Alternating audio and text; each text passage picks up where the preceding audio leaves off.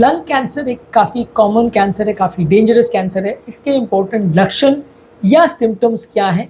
सबसे पहला, यदि किसी व्यक्ति को लंबे समय तक खांसी चल रही है और वो खांसी 15-20 दिन या 1 महीने से ज़्यादा अगर चल रही है और वो ठीक नहीं हो रही है, तो ये लंग कैंसर का एक लक्षण हो सकता है। नंबर 2, यदि बिना किसी कारण के आपको दर्द हो रहा है और वो दर्द एक ही पर्टिकुलर जगह पे बार-बार हो रहा है, कंटिन्यूअस हो रहा है, कम नहीं हो रहा है, तो वो भी कैंसर का लक्षण हो सकता है, हालाँकि लेस कॉमन है।